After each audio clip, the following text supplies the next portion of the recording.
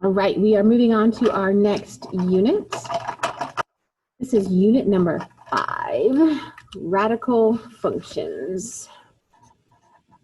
Unit 5. So in this unit, it's a quick unit. We're starting it today on Thursday, and we will test next Thursday, today the 25th.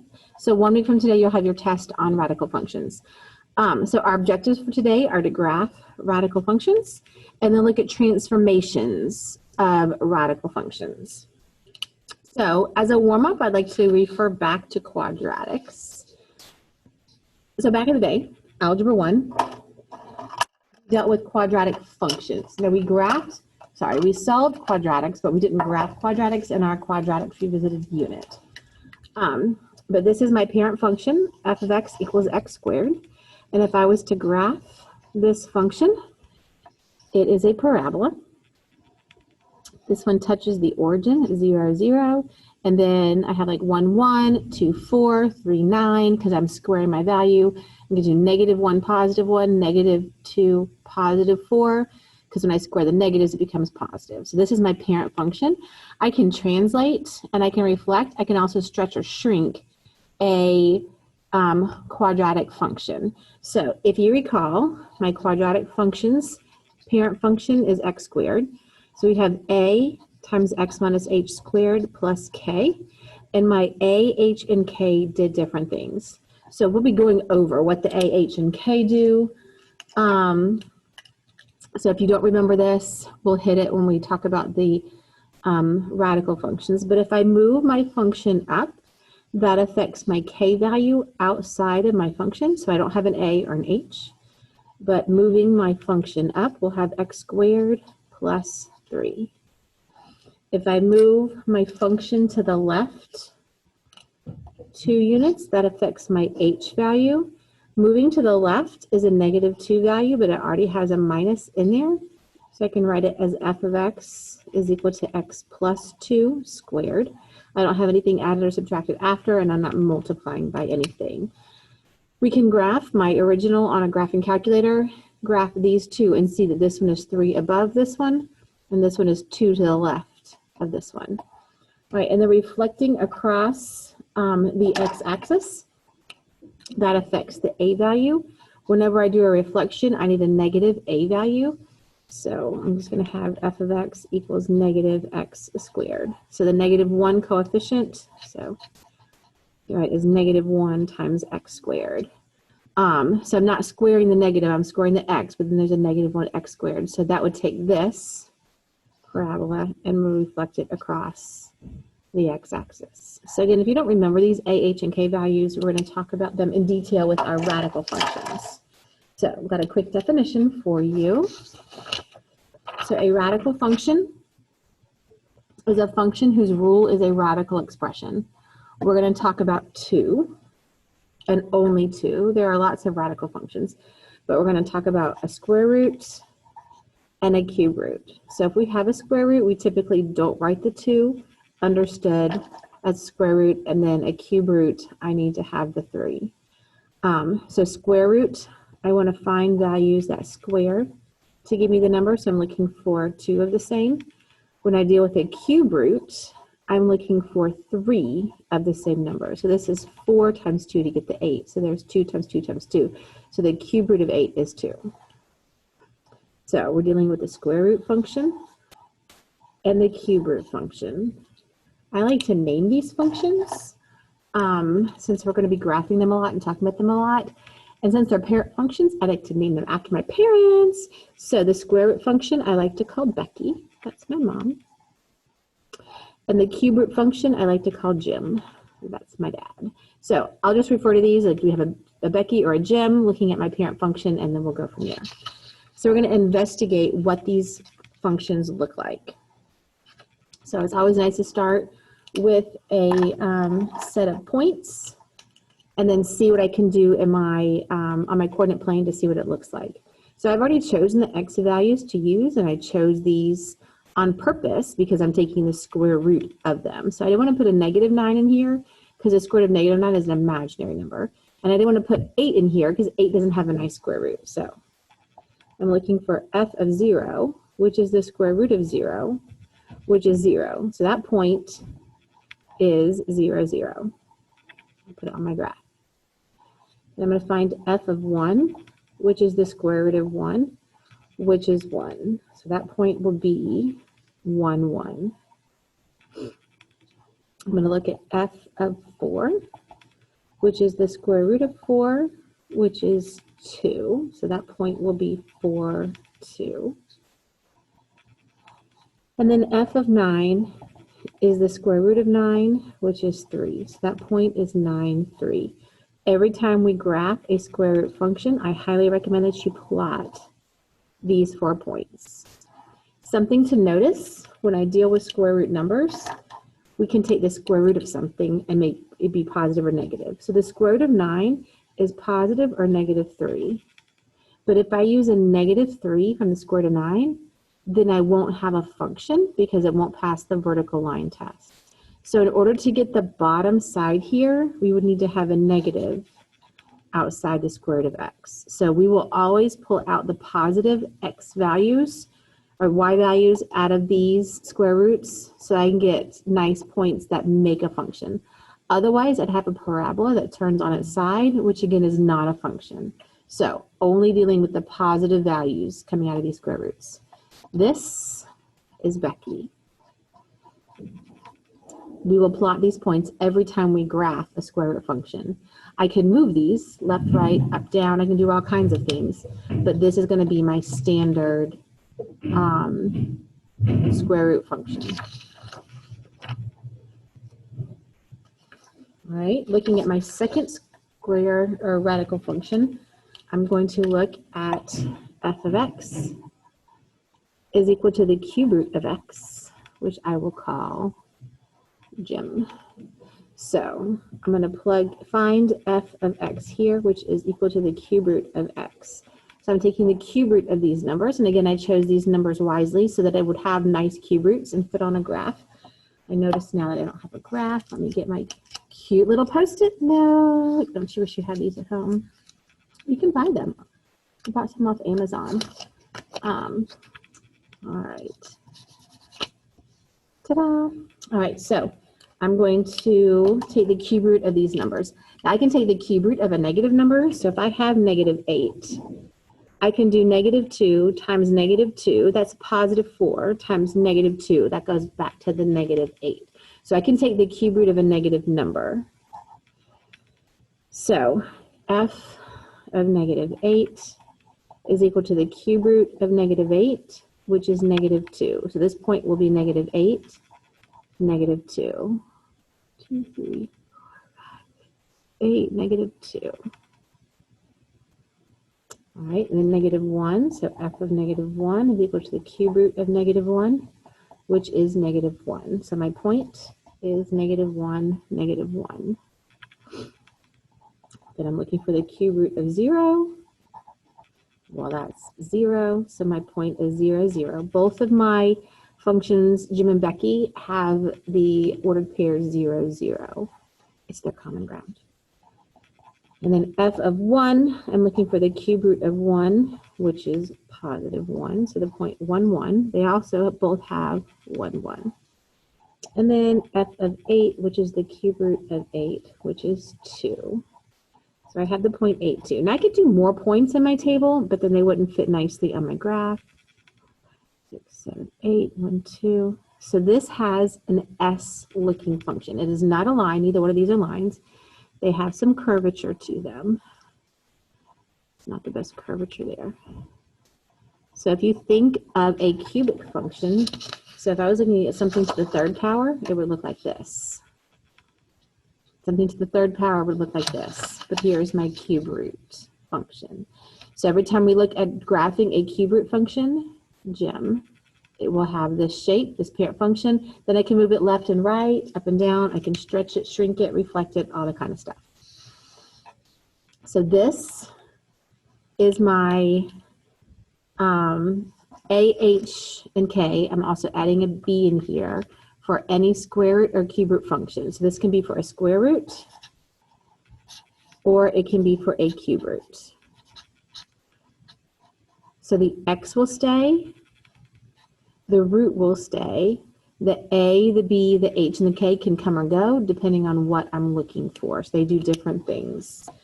The values that are outside of my radical, so that's the A and the K, anything outside of the radical affects the Y value. So A and K will have an effect on Y, and anything underneath the radical, which will be my B and my H, B and H will affect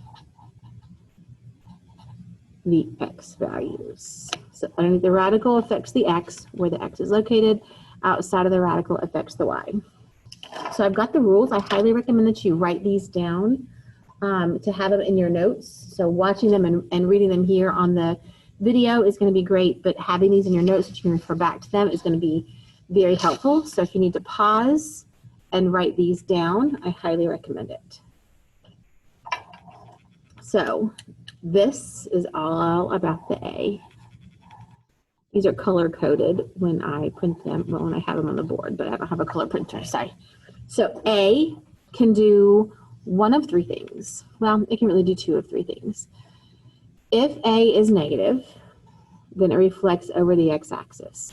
So if I start with a regular square root function and I reflect it over the x-axis, then I only want the bottom side. Or if I have a gem cube root function, then this, instead of being below, will be on top. This, instead of being on top, will be on bottom. So it just reflects over the x-axis. Right? If A is a fraction between 0 and 1, we have a vertical shrink. So I'm going to shrink my x or my y values here if I have a number that is between 0 and 1. And if my number is greater than 1, then I'm going to take my regular function, whichever one it is, and I'm going to stretch it out. So negative, we reflect across the x-axis. So this went from maybe the point 4 positive 2, and now it's 4 negative 2. This went from 8 2 to 8 negative 2. So it makes the y values negative. This one, when I compress, it gets shorter, right? And stretching, it gets taller. So all of these are multipliers. So with A, you will always multiply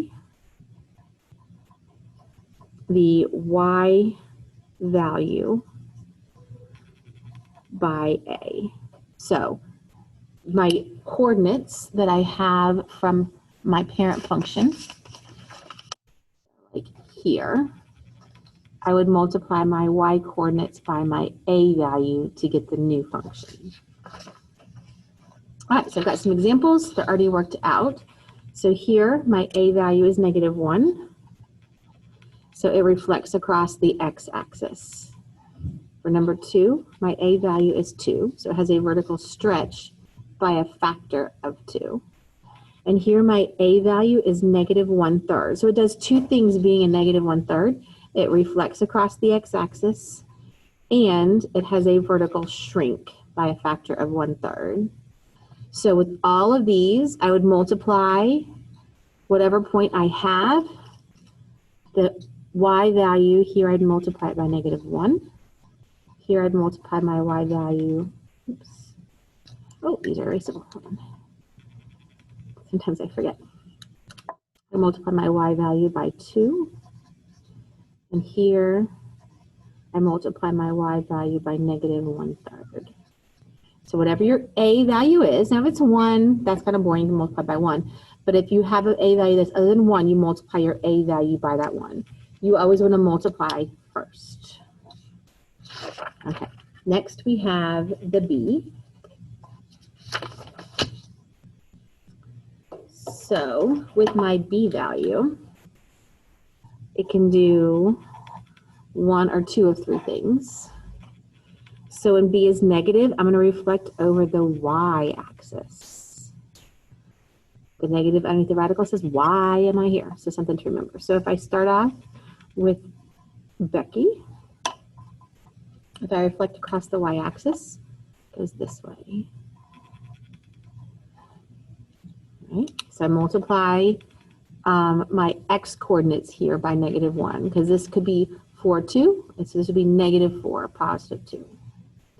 All right, so when do the opposite, since it's underneath the radical, I do things differently, opposite of what you think. So when b is a fraction between 0 and 1, I'm going to stretch it. So I'm going to stretch it this way. If it's a fraction between 0 and 1, I stretch it this way. So if I stretch something this way, gets bigger this way, it's going to be a compression this way for the vertical. So they're opposites. And then if I do a b is greater than 1, I do a horizontal shrink, a compression. So if b is, let's say, 2, then it's like push it this way, which makes it taller this way, right? So push it this way. So anytime you have a b value, we are going to multiply the x values by b. All right? Underneath the radical, it's a multiplier. I multiply my x's. A is outside, so that's a multiplier for my y values. Okay, so I've got some examples here. Again, I already worked out. For number 1, my b value is -1.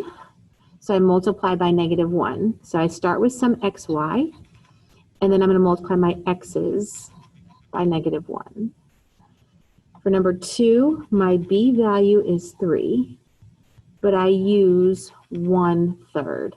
Let me go back to the statement here. I didn't finish. I didn't say it correctly. So we multiply our x values by 1 over b. 1 over b. So we always do the reciprocal here.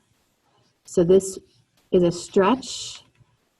So let's say that I had 1/2. I'm going to do the reciprocal of that. And it's going to be 2 times in this direction. Here, let's say that my b is 4. I'm going to use 1/4. So pushes it in. So b value, we always do the reciprocal. Sorry. Make note. All right, so here I have some xy. My b value is 3, but I need to do the reciprocal. So that's going to be 1/3 x. And then my y stays. And then for this last one, my b value is 1/4, but I'm going to stretch it by a factor of 4. So some xy will turn into 4xy. So a and b are multipliers. A is a regular multiplier of the y. B, we have to do the reciprocal and then a multiplier of the x. All right, next one is the h. So h is underneath the radical. So we still do the opposite of what you think. Okay, h is underneath the radical. So if h is positive, if I have, let's say, x plus 2, then I'm going to go to the left. And if h is negative, let's say I have x minus 2, then I'm going to go to the right. So it's literally this number here, because the subtraction comes into play in the formula. So if h is equal to -2, and I plug it into this equation, I'm going to have some a, I'm going to have some square root, I'm going to have b, I'm going to have x minus, and then I plug in my h value, and then I have some plus k. So we don't write it as x minus -2.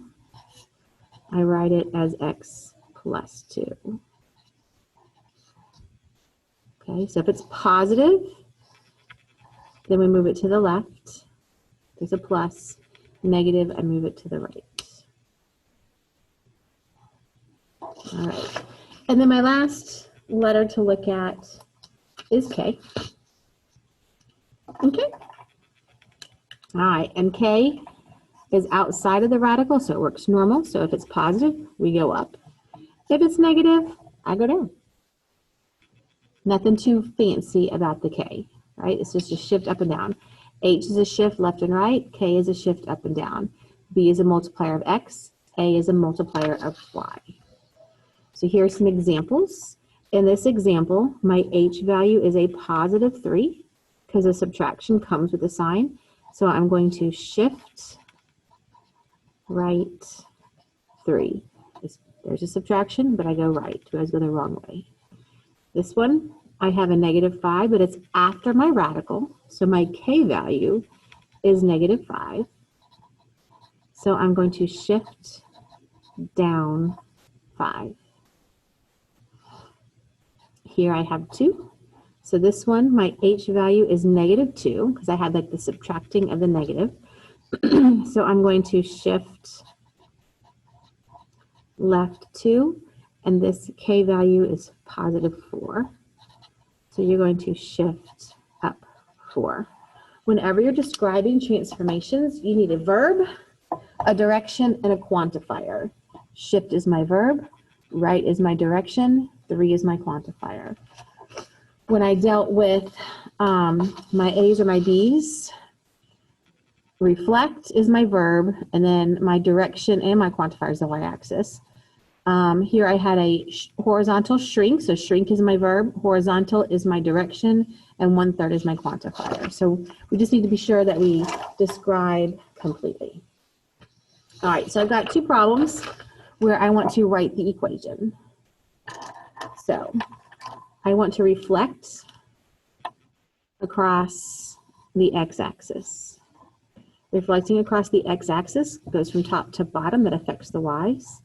So A needs to be negative.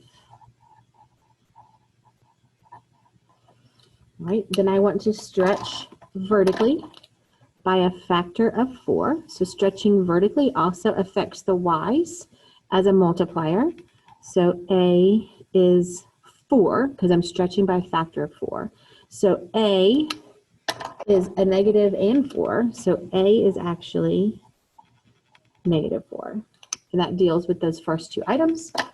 And then, let's see, I want to translate 1 unit up.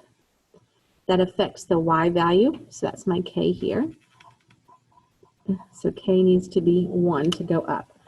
So I don't have a B. I don't have an H, so I can kind of leave those off. So my equation here, f of x, is equal to A, which needs to be -4. I'm dealing with the square root. I don't have a B, I don't have an H, so I'm just going to put an X underneath the radical. Make that a little bit smaller. And then I have a +1.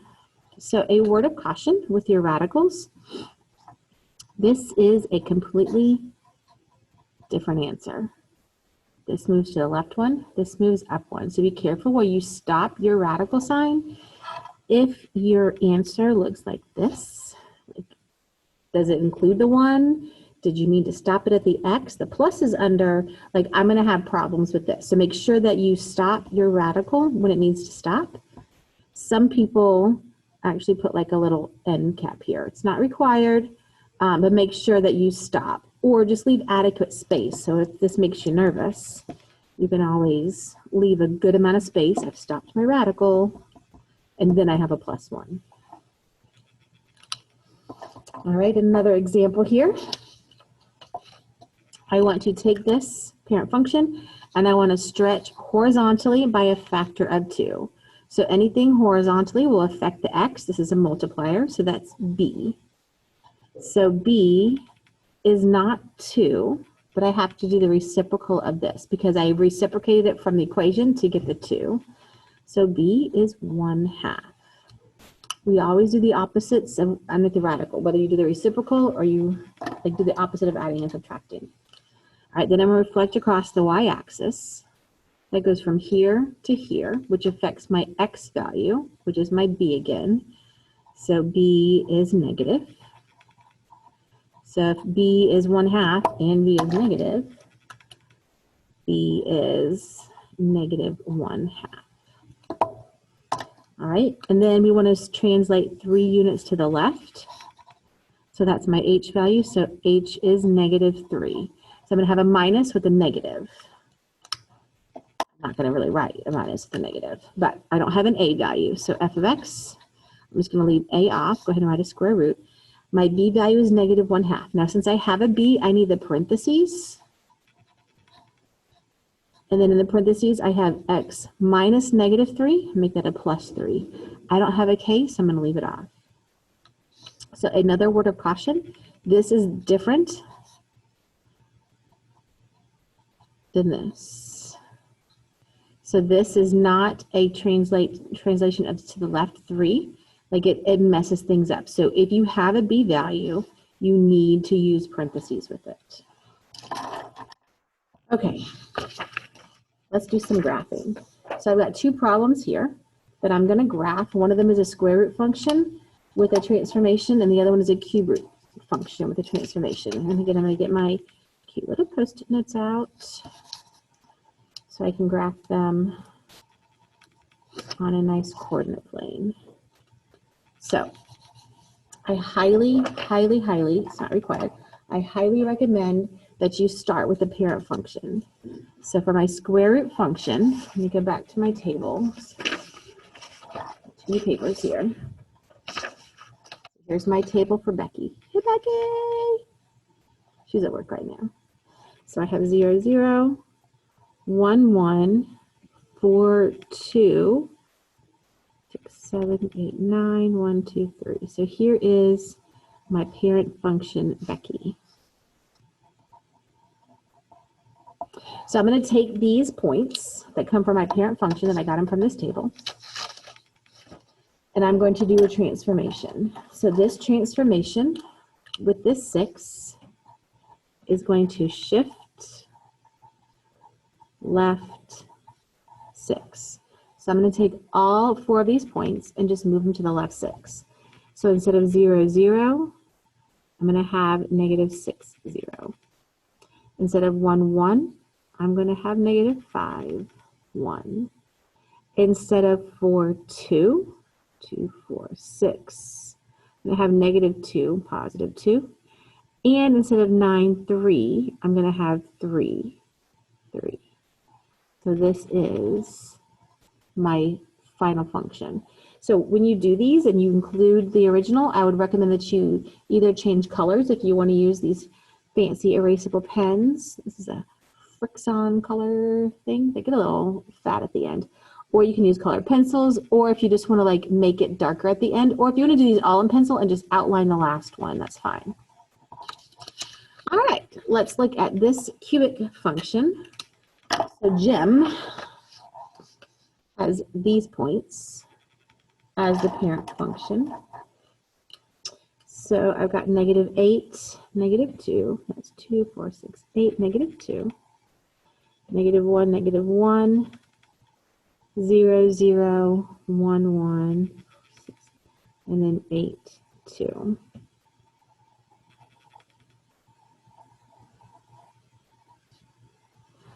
All right, so there's my parent function, Jim. Hey, Jim.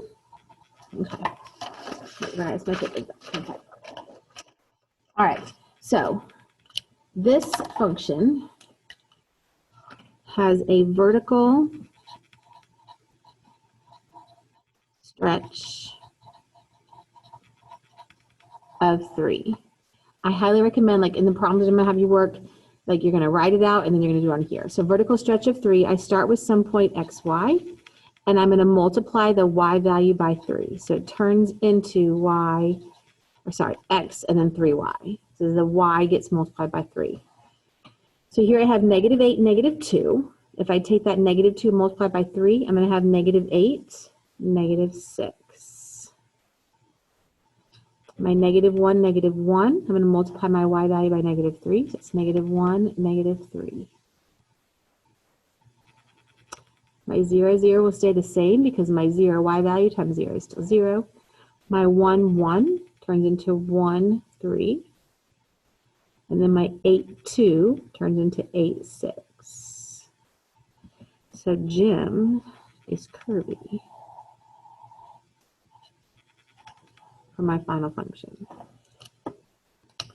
A word of advice: you always want to multiply either A or B or both, if you have both, before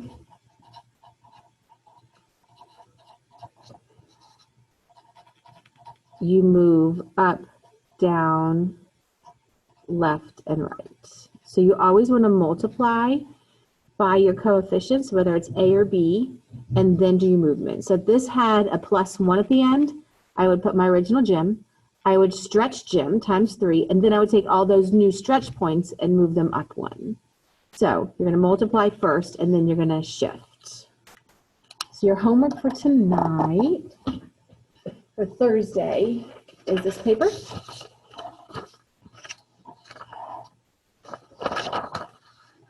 And then tomorrow on Friday in our live Zoom, that I'm going to have you guys come and join in, we're going to look at these same functions with domain and range and kind of build on it. Thanks for watching. Have a good day.